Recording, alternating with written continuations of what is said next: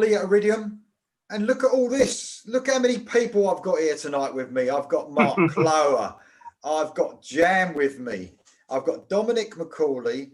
And I've got Darren Sullivan of Sleeve Saturday. How you doing, guys? Great. All right, mate. Lee, I would imagine this is a bit for you because you've got both rosters on now. This must be what it feel like to you is when you introduce your wife to your mistress, having me and Mark on with the other two guys.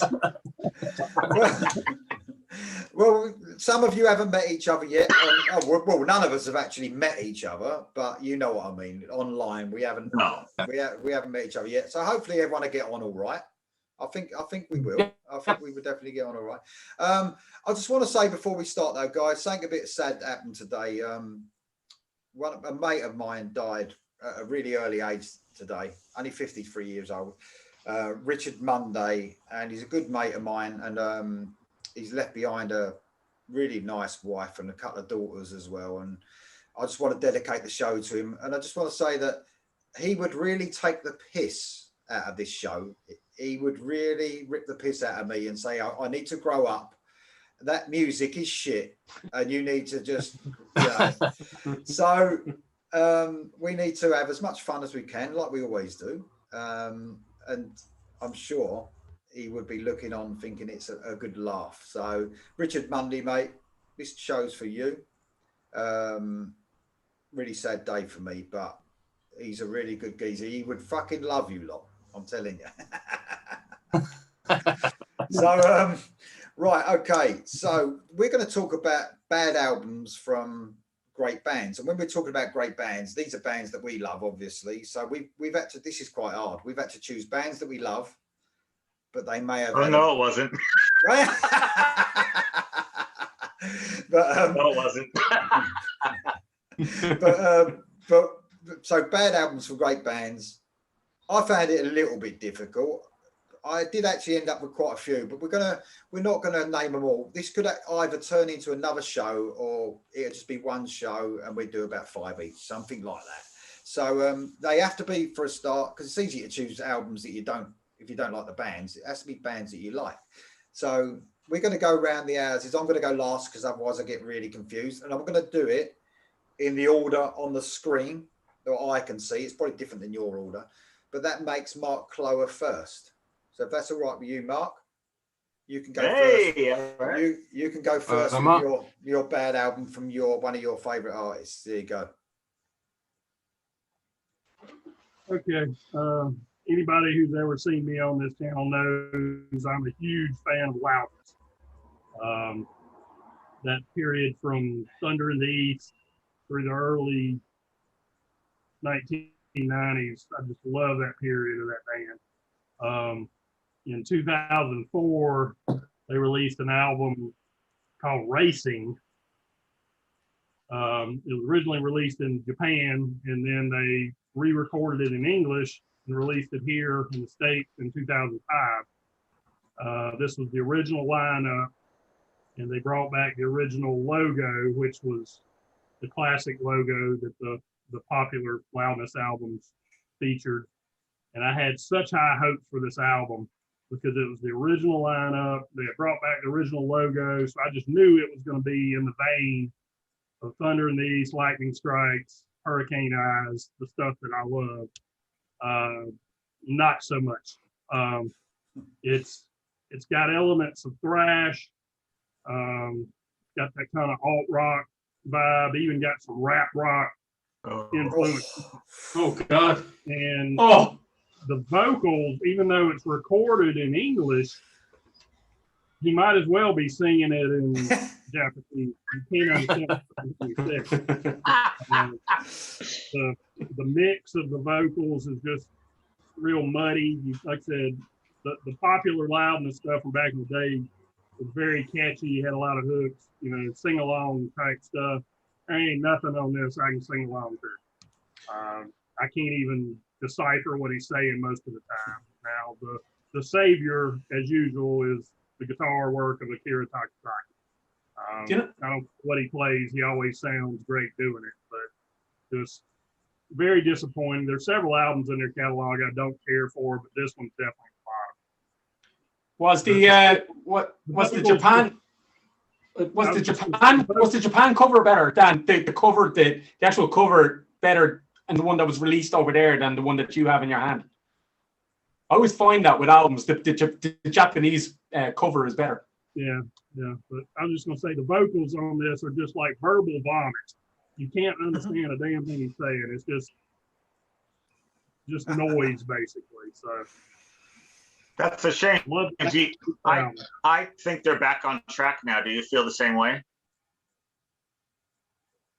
What's that? I think that they're actually back on track now. I think the last couple of records have been actually pretty good. Yeah. They I don't like them as good as the classic stuff. Of course, but yeah. Definitely more in vein, more in the vein of the original stuff. Yeah. I think the last few have been decent, but I'm not aware of that one, so I'll have to go check it out and hear how bad it is. Well, it's pretty bad. Dominic's into bad films, so he might be into bad music. I don't know. We have to see. It's a little bit different, but yeah, I see your train of thought here. I'm not having that, Lee. I'm not having that. Bad music is my forte on this channel. No, of course it's not, mate. Hopefully, yeah. Well, this is the one thing that I've been really waiting for is hopefully I can really make Damien get some smoke coming out of his ears with one or two of my choices. Hopefully. Okay, well, great choice, Mark. And I know Loudness are a great favourite of yours, so it must have been hard, that one. But Jam, you're next up, mate, on my screen. Oh, okay, cool. All right. I'm going to start with a big hitter then. I'm going straight for Iron Maiden. And I am going to avoid the obvious because I think it'd be very unfair to judge the Blaze albums because I like Blaze Bailey. I like Wolfsbane.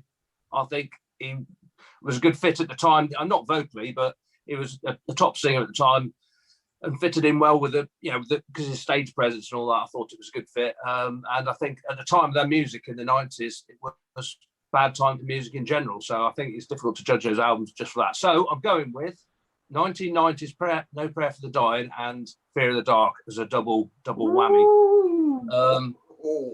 Now, obviously, Adrian Smith had left now. Adrian Smith had left the band, brought Yannick in, and they just released, in my opinion, the best album they've ever done when they did Seventh Son of a Seventh Son, and that whole period was classic. And then they brought this album out, unfortunately. It's the last on the No Prayer for the Dying. It's the last cover with Derek Riggs, but you wouldn't have known he'd drawn it. It's that rubbish. And the songs on it are pretty terrible. Tailgun is a great song. It's quite, well, say great, as good as it gets on the album. Mother Russia, the last song's really good. I actually don't mind Bringing Daughter to the Slaughter to a certain extent. The verses are quite good. But then it's got Holy Smoke on it, which is absolutely shocking. I hate that song more than anything. Moving on quickly to Fear of the Dark. It's awful as well. The cover's awful. It's got a stupid Iron Maiden down the side, which looks rubbish. And I don't really like any of the songs on it, really, apart from Be Quick or Be Dead. From Here to Eternity is okay. And Fear of the Dark, we're not that keen on either. So that's my opinion. So, listen, I'm going to cross this off my list because I chose the same album and I didn't go for both. I went for No Prayer for the Dying. But the only thing I disagree with you on, one thing, I actually like the cover of Fear of the Dark. Okay. That's the only thing. The rest I don't know who did it. I totally agree with the rest. They're both shit. They are. Yeah. There you go. Okay. That might be a bit controversial. I'm not here to argue with anyone, but I actually like those records. I didn't. Well, you've just argued then. You have argued anyway. You just said it. So there you go.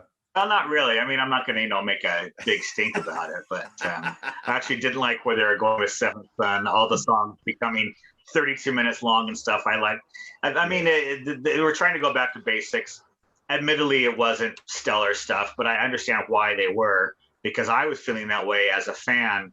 A lot of keyboards creeping in, a lot of, longer songs, that sort of thing. And I kind of wanted to throw back to that. It didn't really work, but certainly, I don't know. That's just my opinion.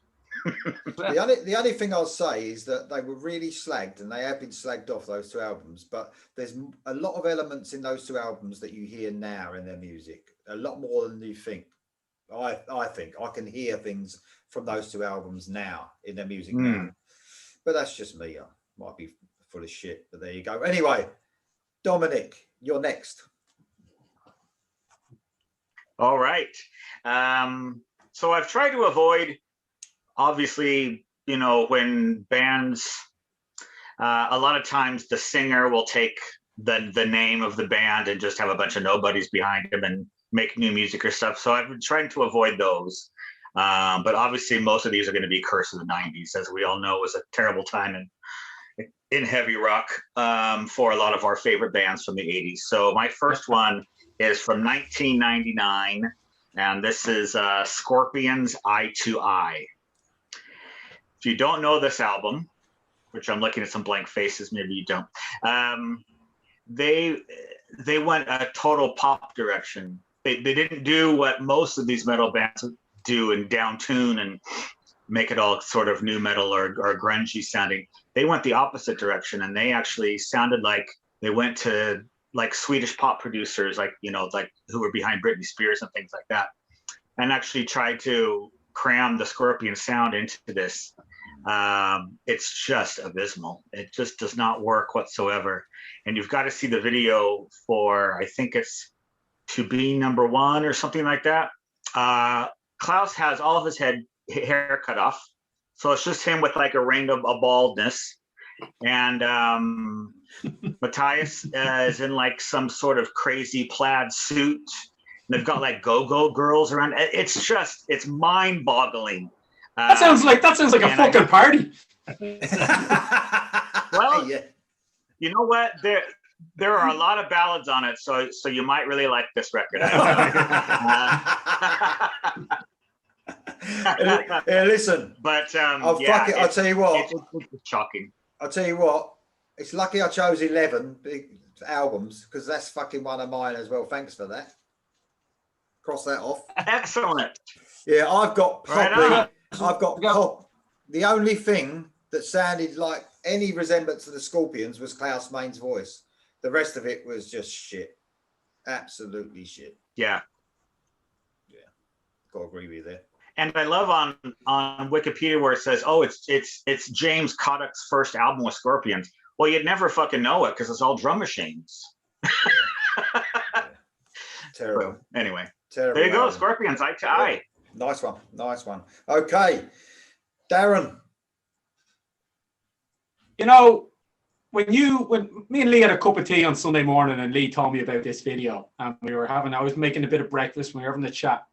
And he said, here's the video we're going to do. It's going to be bad albums by good bands. And I said to you instantly, off the top of my head, Lee, first one I said to you was, like this one? And you said exactly like this one. Diver Down, 1982, Van Halen. I don't care if it sold millions of copies. It's a bad album cover. It's too many cover songs on it. I don't need to sing David Lee Roth. I don't need to hear David Lee Roth singing Roy Orbison. I don't need to hear him sing Dancing in the Dark. It didn't work for Jagger and Bowie. It doesn't work for him. Leave it to Martin. Or the street either, yeah. Or Dancing in the Street. On the dark street. Yeah. Yeah. Well, yeah. Specifically Dancing in the Street, but yeah, I hear you. It doesn't work for me. 84 works for me 2 years later, great. But this one is piss poor, man. Not a fan. Yeah. Too many cover songs on it. I think there's 5 or 6 cover songs on it. Yeah. It's 5, mate. It's on my reserve list of bad albums. It's 5 cover songs. Not only that, a load of little snippets of instrumental bits, and yeah, you're totally right there, mate. I've just crossed that off of my list, so that's 3 down. Thanks for that. Cheers. Yeah, I had that as well. I had that one. As a reserve. Okay, is it my turn? Right, Yeah. I've got to choose wisely here. So I'm going to go for a band that I did like their first couple of albums, Lynch Mob. So George Lynch, obviously, came out of Dokken, done a couple of great albums. I think it was 90. was wicked sensation. Then he done the Lynch Mob self-titled album. And then he got, in 1999, he got caught up in the rap new metal genre and released a rap metal album. And it was shit. So, you know, I mean, that's... Smoke This. Smoke This. Yes, it's called Smoke This. And absolutely awful. Just... it's on my list too, so I'll just cancel it out. Yeah. Absolutely, like, he didn't do it again. Luckily enough, he came, you know, obviously 99 was just rife with all that rap metal stuff. And he tried his hand at it, and it was fucking awful. It was just awful. There's nothing good you can say about it. His guitaring was okay. He still had guitar on the album, but it was a rap metal album. Just awful. Just awful. And they were a proper rock and roll band, you know, when they first came out. Really good band. And I don't think they've really released anything that great after either. The first two albums for me are just fantastic. But Smoke This is the worst one, without a doubt. That's my choice, guys. Lynch Mob, Smoke This. There you go. Cool. Well, okay. I'll have to knock that one off of my list because I had that too. Yeah, exactly. So we're all on the same wavelength here anyway. Right, back to Mark for your second choice, mate. You just kind of paved the way for my next one. Prior to Smoke This, we had this terrible Dawkins album called Satellite. I love Dawkins. They're one of my top 5 favorite bands of all time. This album was just atrocious. George was given the reins at this time, and like you just said, he took it in that alternative direction that did not suit Dawkins at all. There's a couple of songs on here I don't hate. Puppet on a String and Convenience Store Messiah. They're not your typical Dawkins songs. Those two I can listen to, but there's really nothing else on the album that I ever care to hear again. I even bought the Japanese version that's got 2 extra tracks. Hoping those 2 extra tracks Of course you did. like the album, but they suck just as bad as the rest of the album. 2 bonus shit songs, lovely. Yeah, exactly. I got paid $35 for a piece of shit in 1998 or whatever it was. So, anyway, that was Good that was choice. by far my least favorite Dawkins album. Good choice, mate. And that, like you said, it's a real favourite band of yours. So that's what this show's all about. One of your favourite bands and a bad album. Yeah, that's known as their worst album as well. That's a shit album. Okay. Yeah, Jam. they did not have those high harmony vocals. No. You know, George Lynch solos. It was just so 90s. Oh man. Right. Okay. Right, I'm going to go back in the day to the classic period. In fact, I'm going to go with Motley Crue, Theatre of Pain. Theatre of Pain, 1985. I like that. Now, well, I don't. So do I. That's what it's all about, a bit controversy. Exactly. No, I love the first album, and the second album is my favourite. Shout the Devil is absolutely brilliant. Yeah. And then I really like Girls, Girls, Girls as well, and I love Dr. Feelgood. But in between is Theatre of Pain, and I just don't like it. I don't. The cover's quite good, and all the songs you hear from it all the time. But Smoking in the Boys' Room, which isn't even their song, and I do like Home Sweet Home, which is the other one you hear. But that's about the only song, the other song on that album that's good. I think they're all wearing spandex and they're just totally gone away from Shout the Devil, and I just don't like it. Don't like that period of Motley Crue at all. I don't think there's any redeeming features about that album, but there you go. The only thing I would say is that I think they lost some of their energy for sure.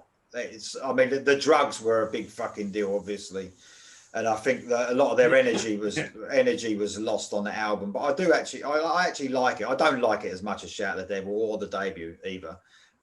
But and all them albums you named, I actually do like better than that album, but I don't dislike it. But it is the weakest album. Well, it ain't the weakest. Do you prefer it? Go on, Yeah. sorry. Sorry, I was going to say it's easy to once again to say the albums where they didn't have the same lineups and John Corolla. Apparently, it's supposed to be a good album. Actually, he sings on a bit different, but it's supposed to be quite good. But no, I just think it's the classic period. I think I don't know about you, but Girls, Girls, Girls is much better. I think, and it's got Wild Side and stuff like that. And it's got much more energy. It's a much better album. You know, I agree. So that's just what I'm saying. In that classic period of the five, that's the worst one of the five, definitely. Yeah, I agree. Okay, Dom, you don't look like you agree, but there you go. Hey, you know, that's I'm sure people aren't going to agree with me, but it's better to have an opinion about something than not. So yeah, I think that album gets a bad rap. As you say, to follow up Shout at the Devil would probably be very, very difficult. So they went a new way. It's actually my favorite look of the band. I know Jam just said they're I fucking love the way they look for this whole era, especially Nikki Sixx with those striped suits and stuff. Oh man, he looked fucking great. Agreed. Well, I'm gonna go with another Sunset Strip band, a little bit later than Motley Crue, but LA Guns. They had a fourth album in 1994 called Vicious Circle. Still the same band. You know, they didn't, it's not one of those things where it's just Phil and one of the guitar players, whatever. It is all four members of the band, still signed to a major label, still signed to Polydor, Polygram. So not much had changed except it's 1994. So they stopped writing. So they stopped writing melodies. They stopped writing anything that you could sing along to. It's just relentless garbage. Just don't like it at all. You know, it's the curse of the mid 90s. You know, it happened to most of our favorite bands, and this is a shocking example of that. So there you go. LA Guns, Vicious Circle. Nice. Okay, Darren, what you got, mate? Are you, Dom, are you kind of a hit and miss LA Guns fan anyway, or do you like them in general? I do like them quite a bit. I think the first three are all great. This fourth one was terrible. Then they all splintered into different directions. At one point, there were 2 or 3 LA Guns touring and stuff, and so it all got a bit messy. But the first 3 I think are great. Yeah, great. Okay, for me, I'm gonna go 82. Queen, Hot Space, and you guys know me. I'm partial to a bit of pop rock, no problems with it. Love it. Yeah. But Jesus, this takes it to unacceptable levels. So I think they had I think just before it was the Flash Gordon soundtrack, but the actual album they had just before this, it just goes to show like how far they fell, you know, in a couple of years. Was the 1980 album, The Game was their last studio album for it. And I looked up the singles that they released from The Game, and you had Crazy Little Thing Called Love, Save Me, Play the Game, another one, Bites the Dust, top stuff. And then you go into this album, and it's not great. Look, to be fair, it has Under Pressure on it. I'll give it that. But that song, I believe, wasn't even recorded for Hot Space. So it was more of a tack on because it'd been a separate project and it had been successful. But the rest of the material, sheesh. There's a song in it, you should listen to it or not, called Body Language. And my God, it's what were they thinking? You know, what were they thinking? You know, it's the golden era for Queen. You know, you're coming off The Game, you're releasing this kind of shit. Yeah. Bad album, man. Bad album. I'm a big Queen fan from them early stages, and I'm totally with you. I did not like the later stuff at all. But there you go. I wouldn't call this later stuff though. So 82 later stuff. Well, I mean, the 70s. It's only 82. I'm old. When you're really old, you think that anything that's, you know, is recent. It's like, you know, it's just weird. But that stage where they changed, I didn't get along with that whatsoever. But there you go. Okay, it's me, isn't it? It's me. So I'm going to go for this. This might be a bit of an obvious one, but the album, I don't know, not so much. But I'm going for the band that I talk about a lot, Queensryche. So they had How did you pick a bad one from Queensryche? He just wants to say Queensryche, no matter what it is, no matter what the topic is, he's got to bring them in. It doesn't matter. I know. They only have about 15 terrible albums. Yeah, and it started. What I did, I've gone with the first one that started it all. So here, here in the now frontier is what I've gone for. So 1997. Although Promised Land had, for me, hints that it was going to go this way, but it weren't until Here in the Now Frontier, 1997. You know, I think most of us have said a year that a lot of our bad albums have come out of this sort of period. But when you get a band like Queensryche, they record it at a studio that's the guitarist of Pearl Jam owns, for a start. It gets mixed by the guy who mixed some Alice in Chains albums, although I like Alice in Chains, but you can, it's Queensryche we're talking about. So just an album that was just hitting on that grunge alternative rock scene. And it was just a fucking terrible attempt at it. And a band like Queensryche just shouldn't be doing that. And obviously they've learnt their lesson now, but it took a while. It took a long time. So yeah, I like you just said, Dominic, I could have chose probably 4, 5, 6 albums, I think. I think The Frequency Unknown, which was the last one with... I mean, that's terrible, but I thought I'd go from the beginning. I thought, oh, look, he's got it, look. Fucking nice guy. So, yeah, I just thought I'd go from the start of the shit. We've bookended it now, so we have the start and the end. So that's it. Queensryche in that period were just fucking terrible, weren't they? They were just bad. So there you go. Queensryche's done. All right. To Mark. There goes any more interviews you're going to get with them. Yeah. Listen, I think they would agree with everything I was saying, I think. So, for sure. Okay. Everybody but you know who. Yes, exactly. Right, okay. What you got, Mark? All right. Well, I knew you were going to pick a Queensryche. I just didn't know which one. So, like y'all said, I could have easily picked Q2K. I could have picked American Soldier. I could have picked Dedicated to Chaos. But I went with Operation Mindcrime Part 2. Oh, yeah. Absolutely. I was so thrilled when I heard this was coming out, because I kept thinking, okay, this is going to be, if it's half as good as the original Mindcrime, this is going to be a return to form for Queensryche. They should have been hung, drawn, and quartered for putting Operation Mindcrime as a title on this, because it has no resemblance to the masterpiece that was Operation Mindcrime. Yeah. The original album, to steal a quote from Kent Schreiber, had more hooks than a bass fisherman's tackle box. This one has no hooks whatsoever. Even the presence of Ronnie James Dio could not save this album. Yeah. There was just nothing catchy about it. It was just one terrible song after another. They've done a lot of disappointing albums over the years, but to me, this was the biggest disappointment because I had such high hopes. And you know what? I think that's probably one of the strongest ones in that period, but it's still fucking terrible. And because it had that Operation Mindcrime title in it, it made it even worse. Like you said, Yeah.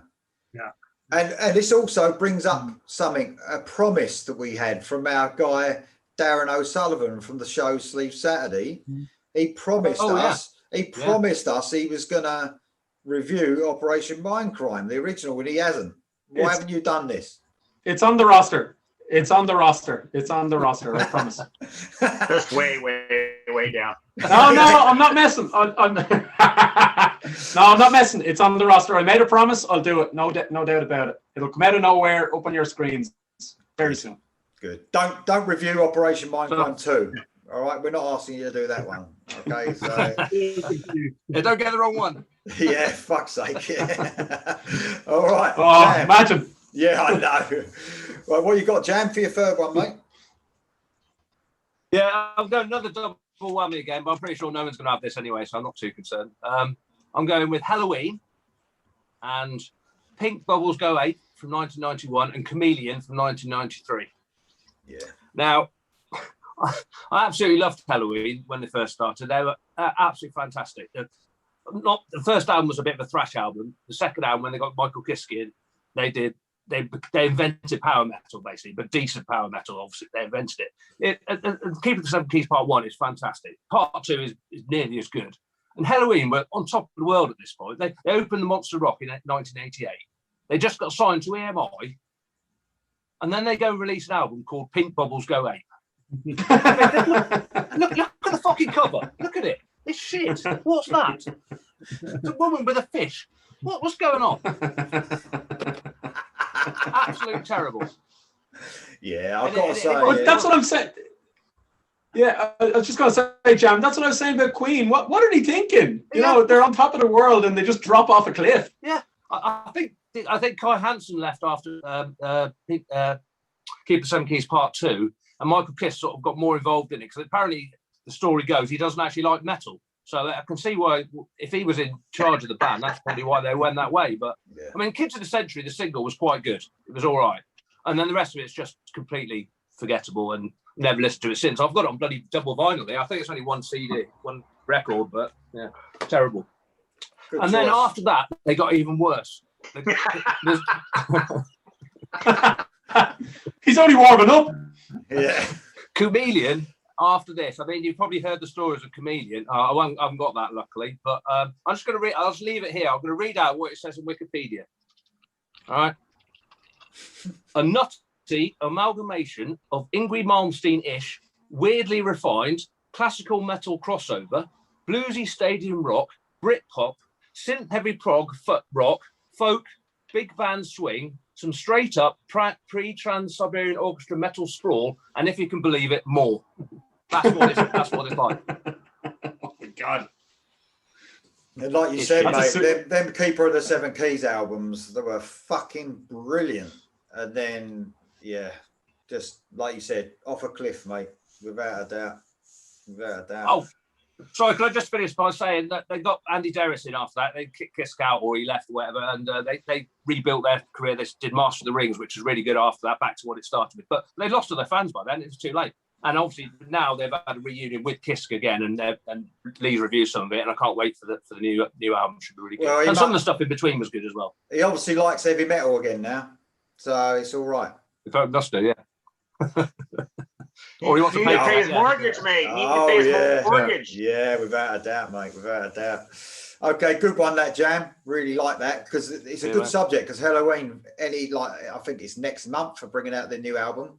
So the couple of songs we've heard of it are quite good, actually. So, yeah. Okay, Dom, what you got? Well, this proves that no one is untouchable. Just when you think someone is just on a pedestal and they can do no wrong, out comes Dio with Angry Machines. Oh, not Dio. Come on. No, not Dio. Hi, see? See what I mean? I agree. Man, you just would never have thought it. It's just, especially I love Strange Highways, which was the one before that. And then Dehumanizers before that. So he was on like a decent roll. And Angry Machines comes out, and let me tell you, there are no hooks, no soaring choruses. It's all just dirgy. He tries to make melodies from these things. I mean, of course, the guitar player, Tracy G, that he had got fired right after this because the fans just were like, this is fucking shit. And he brings Craig Goldie. Brings Craig Goldie back, then has Doug Aldrich, and then Goldie comes back. Anyway, the guitarist Tracy G was nowhere to be found after this. It was just an attempt to, you know, detune and be dark, and even the mighty Dio cannot conquer the 90s. I'm sorry, mate. Even Many bands did. though I hate to admit it, it was on my list as well, mate. It was on my list as well. So see, yeah, it was. I'm going to cross it off now again. Okay, good choice, mate. Though, yeah. I mean, look, Dio's Dio. I mean, he can usually save a lot of stuff, but he couldn't save that album. Quite save that album, but there you go. So, Darren, It was like he made a conscious effort to avoid hooks on this album. yeah, I mean, I agree. You know, everything we've done in the past, let's forget all that and just get in on this industrial, you know, dirgy sounding shit. yeah. And it was horrible. Yeah, got to agree with you, mate. Got to agree there. Okay, what you got, Darren? You know, all you boys have been on, I think, at least once with Lee talking about Kiss. I've never done a Kiss video with you, Lee, but I think all the lads here have, which at one point or another. And I've gone with Kiss. Now, Jan talked about the last band, and I talked about my last band, where we were talking about where they just fell off a cliff out of nowhere.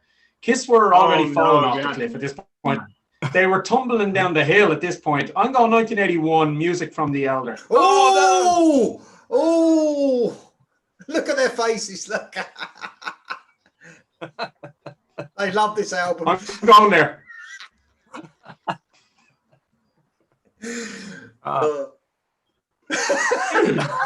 Listen. I reviewed the album that came after this one, Creatures of the Night, right? And what I liked about that album was it felt like it was getting back to basics with Kiss for me. Now, I know you guys, I can see on your faces, you like this record. I think critics themselves liked the record when it came out. It's not for me. For me, this is capping it off, the late 70s into the early 80s for them. Piss poor time for them. Did they even, I don't know, you guys might, I don't even think they toured this record, did they? I'm not sure. They couldn't. They couldn't. It was such a huge bomb that they couldn't tour it. They even had drafts of what the stage would look like and stuff. And it never got off the ground, so they just didn't. Listen, it's one of them polarizing ones where critic or fans at the time didn't like it. Critics did, but you know what? I think it was their first record with, and I like him. Eric, the late Eric Carr. I think this was his first record with him. I'm big fan of his. But I'm not a big fan of this album. The one after it, Creatures of the Night, big fan. This. I'm loving it. I knew you was going to say it because I was watching their faces. It was fucking brilliant. Well done, Darren. I love that one. Right. It was like telling the child that they couldn't have an ice cream, wasn't it? It was unbelievable. At least you've listened to it. I bet there's a lot of people who slag it off and never listened to it, to be honest. So at least you've listened to it. At least a good start. So. What was that, Mark? What were you saying? I was just going to say, what shocks me is that Darren is the one that hates this album. Yeah. Because Agreed. He typically likes the more pop-oriented stuff, and the rest of us are more hardcore metalhead.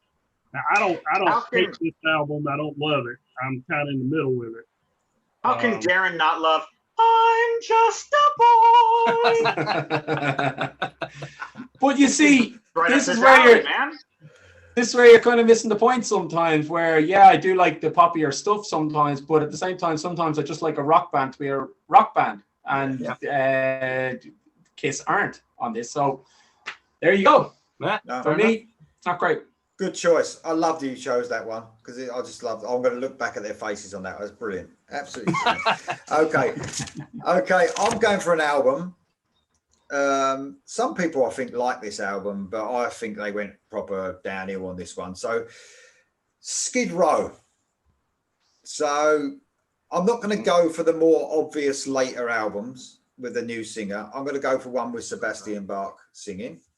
And it's Subhuman Race. It's the third album from the guys. So I quite like the Skid Row debut album. I thought it was very in tune with what was going on in the late 80s. It was quite good. It was a bit sleazy, sort of, you could compare it with the Guns N' Roses type thing, but a bit more the LA sort of scene, I suppose. Then they brought out the fucking excellent Slave to the Grind, which was just one of the best albums, you could listen to. Absolutely brilliant. And then we've talked about lack of hooks, haven't we? A lot on this show, and that's exactly what happened with Subhuman Race. The songs just didn't go anywhere. 95 again, maybe that was what some of the reason for it. It was just lacking melody, hooks, and bad songwriting in general, in my opinion. And I know that some fans like this album, but it was heavy in places, but the wrong type of heavy, if that makes sense. No energy in it. Mm-hmm. I mean, Sebastian Bach's voice wasn't bad, but I think it was going downhill at that stage. I think he was at his peak on Slave to the Grind. And just Subhuman Race. What do you reckon, Dom? You're agreeing with me there, I think. A bit of a nod going on. Yeah, absolutely. I think, again, it's just the curse of the times. I do agree with you. I think Slave to the Grind was them at their peak. It was the perfect mesh of melodic, and they even got a bit harder than the first album, which usually doesn't happen. Usually a band will start out hard, and then as they go along, they get a bit softer. But Slave to the Grind was kind of a reaction to the first album, and just blew everyone away with it, I think. But yeah, Subhuman Race, just they were paddling, trying to keep above water, I think, and not wanting to make anything that sounds too much like the earlier stuff, but then kind of wanted to fit in with the thing. And when you water it down that much, it just never works. Yeah, I agree. Yeah, fair point. Right, okay, we're going to go for our last one now, but when we finish, we'll just name a couple of honourable mentions at the end, just to get the ones in that we missed as that, if you've got any honourable mentions. So one more from Mark, and then we'll go round again. Last one. What you got there, mate? All right, another band I love, Michael Schenker Group. Tales of Rock and Roll from 2006. This was the 25-year anniversary album. He brought back all the previous 6 singers that sang one song each on this album, and then he had a new singer named, I don't know how you pronounce it, a guy from Finland named Jari Turia. I don't know how you pronounce his name. Anyway, there's 19 songs on this album. Fucking hell. Every one of them suck.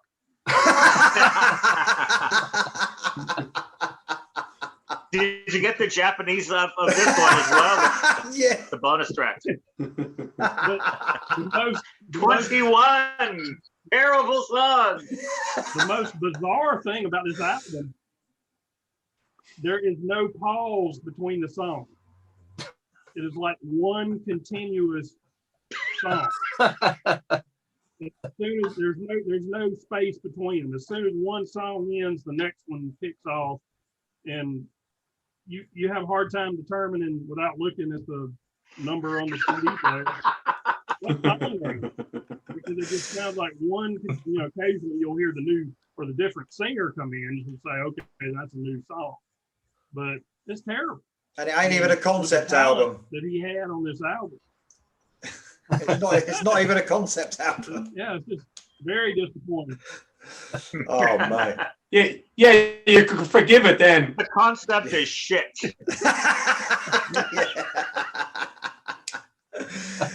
Great one, mate. Absolutely brilliant. I'll tell you what, out of all these albums that have been mentioned, that's the one I don't want to listen to the most, to tell you the truth.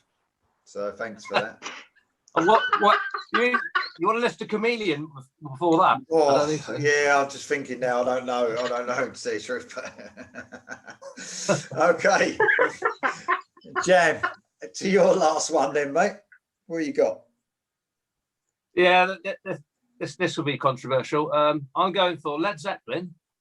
Ooh. And anything after Led Zeppelin 4, because. Good one. I like Led Zeppelin. Led Zeppelin 4 is a classic, and it's got some great songs on it. And then after that, House of the Holy, Graffiti, Presence, In Through the Outdoor is just full of rubbish.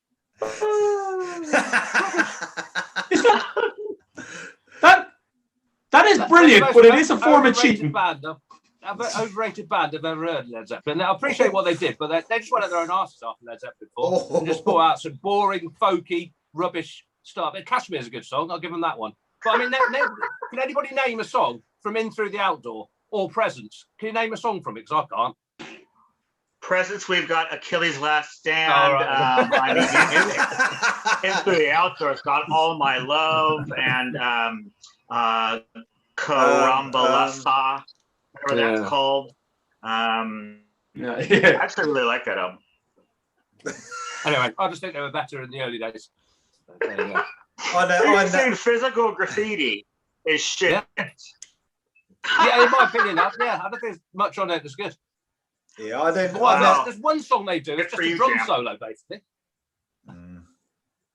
I was never into Zeppelin, so it's that's just me. But you kind of appreciate the greatness, though. Yeah, I mean, look, there's a lot of bands that have tried to do what they do. Even now, that just shows you, doesn't it? There's even bands now. What's that fucking band with a weird-looking singer in now? What's that band now? Greta Van Fleet. Greta Van Fleet, yeah. Yeah, I mean, they're trying it, aren't they, now? They're trying it. But I don't know, I just never liked them. I think it's just my age, I think. I think I was the 80s kid. I was not so much a 70s kid. But there you go. Anyway, good one, Jam. Fair enough. Dom liked that one. What you got then, Dom? Oh my God, that's so amazing. It's not even just one album. It's just everything that came out of the Led Zeppelin 4. It's such an outrageous statement. I love it. Yeah. Oh, Jam, I've said it before, Torpedo Girl and everything. You are one of a kind, man. Right, Dom, come on in. What you got? Right, okay. Well, I guess I better have a whammy for the last one, right? Okay, this will piss plenty of people off. It's ironic because it's 1993 and it was a very, very popular album. But by this point, they had lost any semblance of who they once were. And this is Aerosmith with Get a Grip. No, you're wrong. No. No, not having every single one of these songs. No. Every single one. No. It's the crying crazy amazing period that I just cut them off. I'm not having it. I mean, you're wrong. How did this band that made Toys in the Attic and Back in the Saddle and Draw the Line and Seasons of Wither and all of these just amazing tracks, and now they're crying crazy amazing about his daughter in the videos or whatever, Well, Lee, pathetic. Yes. Lee, this is the last time you have your wife and your mistress on the same call. Listen, I fucking love this show. I think this is my favourite so far. We need more of this. We definitely need more of this. For sure.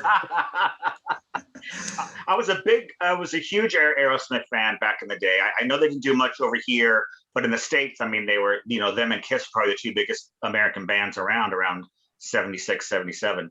But then, of course, they signed with Geffen and they brought John Kalodner and Desmond Child and all them. And it did further their career fine. They were able to make a lot of money or whatever. But Jesus, at what price, man?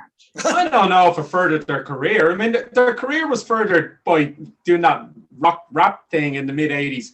They were on the crest of a wave after the previous two albums, to be fair. Well, listen. Yeah, I mean, there's still stuff on those albums that I can say, all right, like on Pump, I like Monkey on My Back or FINE, even Permanent Vacation had a couple of good rockers on it. Yeah. But this one, even the rockers were just lame, like Shut Up and Dance, like, ugh. And we got a terrible Joe Perry song even. So there you go.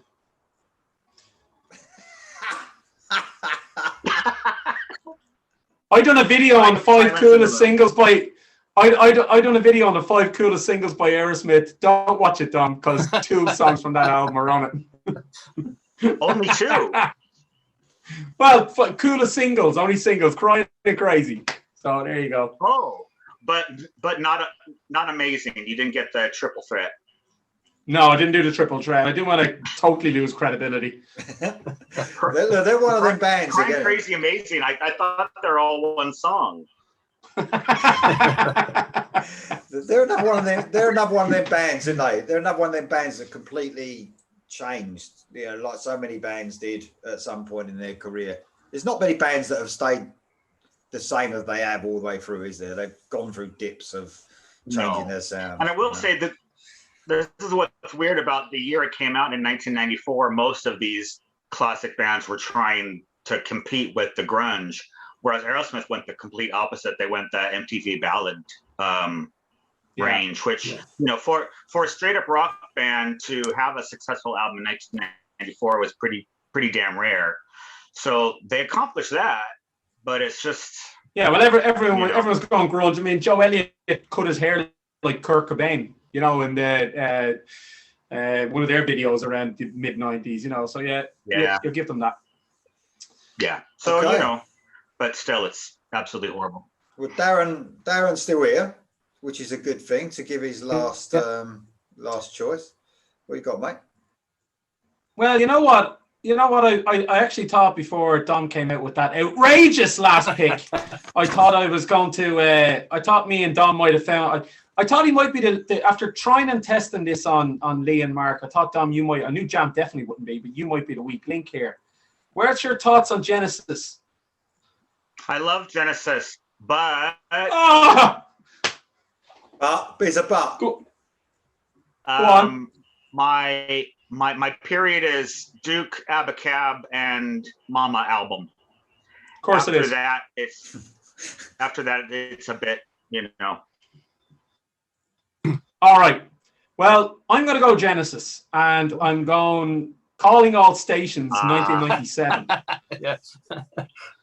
So, Phil Collins leaves the group in 96, you know, following that kind of period, which I do, like the Invisible Touch, We Can't Dance kind of stuff.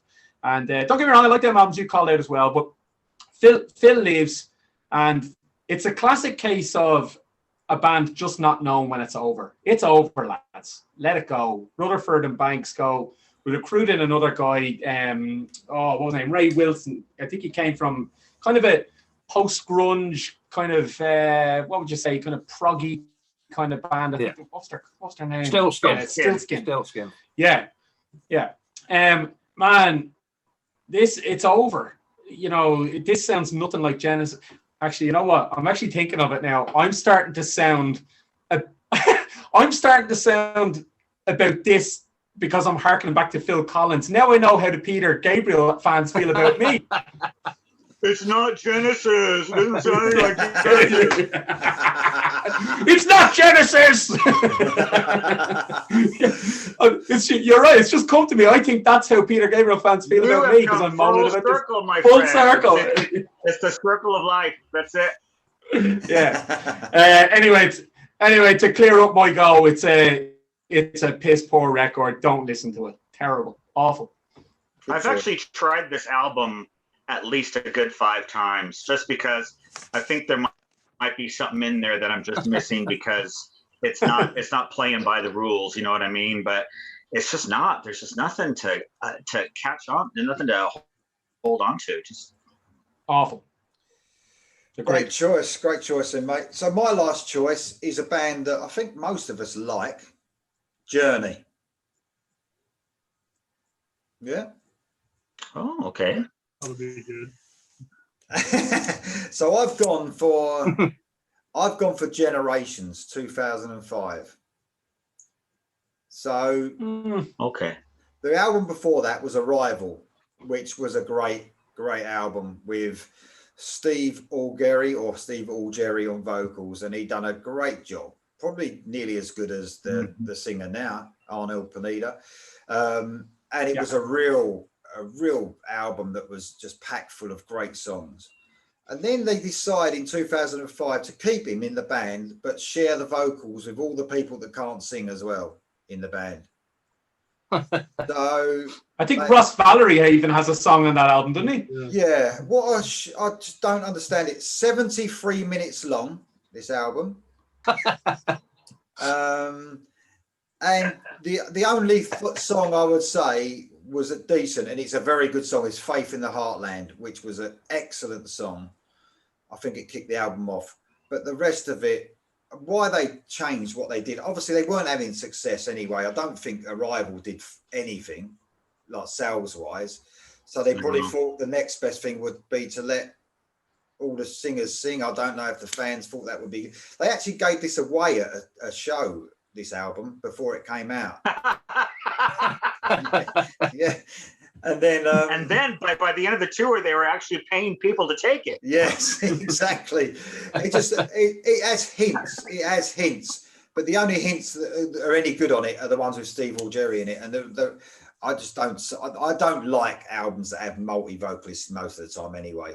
But when you've got a great singer, it's still Steve or Jerry, and then you decide to use all the people that can't really sing. Just terrible. So that's it. A bit of a surprise one probably for some people, but Journey, Generations. There you go.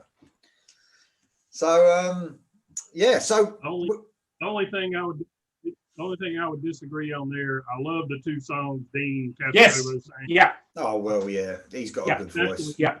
Especially the song Better Life. He sounds more like Steve Perry than Steve Perry does. He has got a good voice. Like Dean Casanova, yeah. The funny thing is, even though Dean Casanova has got a great voice, I can't get into those Revolution Saints albums. I just can't. I don't know why. Yeah, agreed. There's something about them that I don't like. I don't know what it is. I just can't get into them. Anyway, we're going to give some more. Although he does have a new project. He's got a new project coming out. Is he? Which I think is going to be worth a listen. Yeah. Oh, right, okay. He's got a new project with, I think it's the ex-singer of, it's the guy who replaced Peter Cetera in Chicago. I think he has a project coming out with him, a band. Wow. I can't think of the name, but anyway, different video. Yeah. And that wouldn't possibly be on Frontiers, would it? Yeah. You got it. Okay, so we're going to do some honourable mentions, and these have really got to be quick, lads. So just basically, band, album, maybe one word, be shit, crap, or not very good or whatever. So go on in, Mark. You go first, mate. Danzig 5, Black Acid Devil from 1996. Very industrial sounding. It was kind of his 9 Inch Nails album. Yep. Actually saw him on this tour in a small club. Most bizarre show I've ever been to in my life. He hit the stage and he never said one word to the audience the entire show.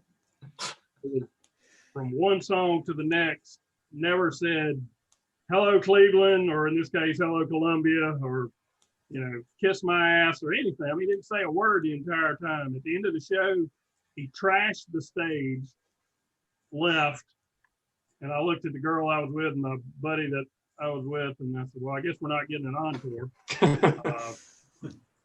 Just very bizarre performance. Well, mate. Is that your only honourable mention? You got any more? I've got several, but I won't worry about it. Okay, then. Jan, what you got, mate? I've got a few. I'll be as quick as I can.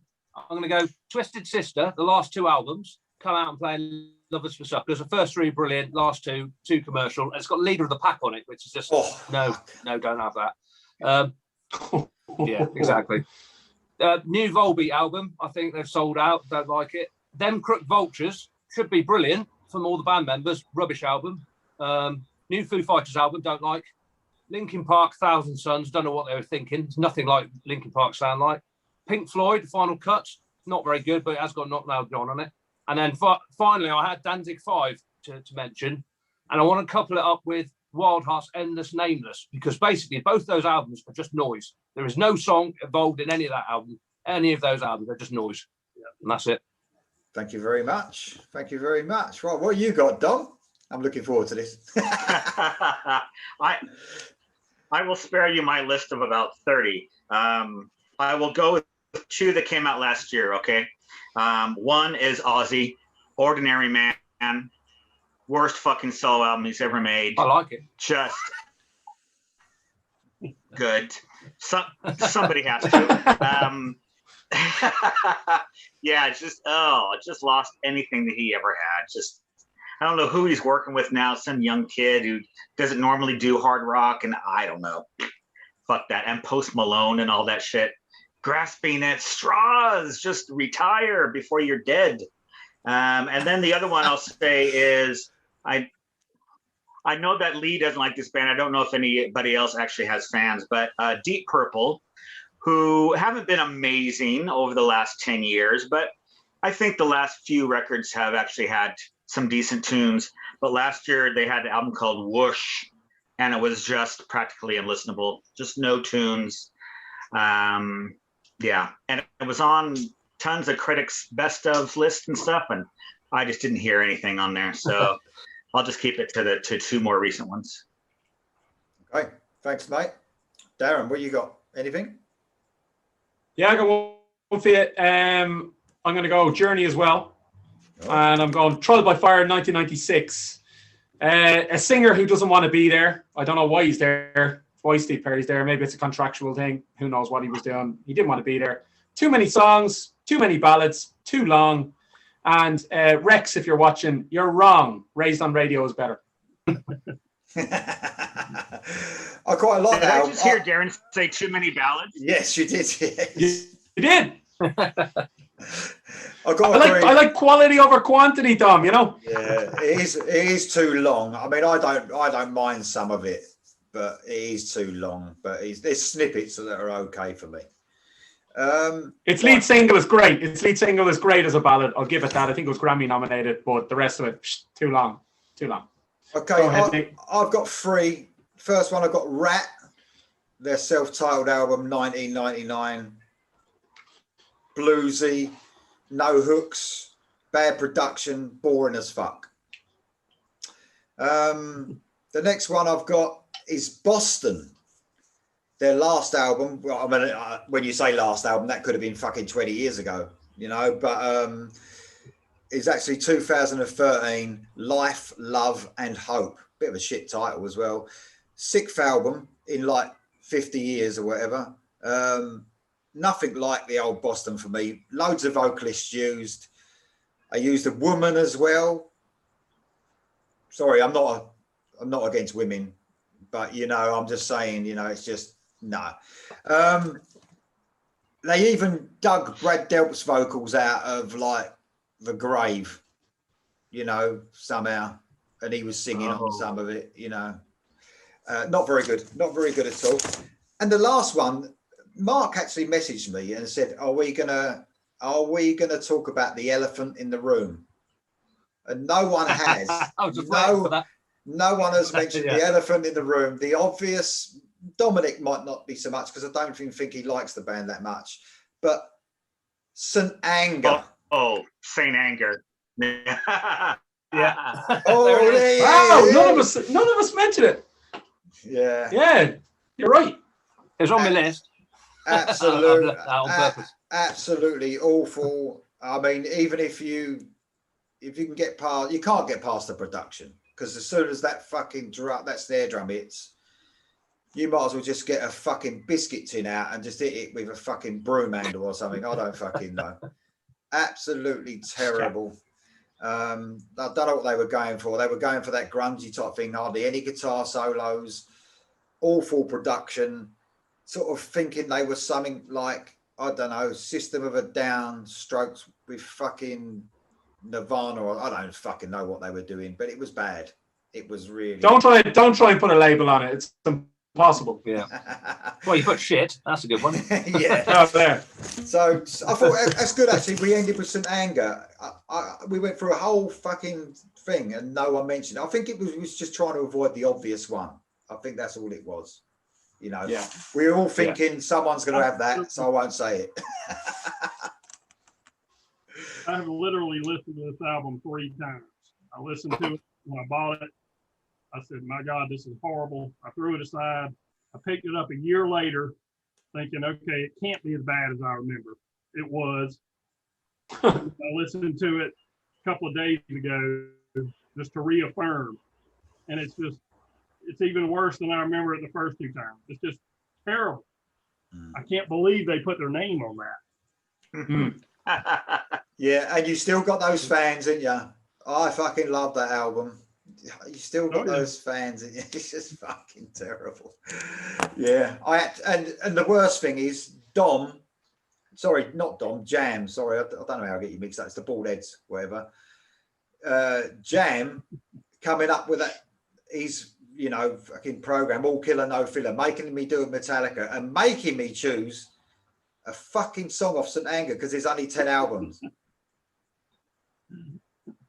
All killer Metallica, all killer, no filler, apart from the Metallica program. That's what. Apart from this.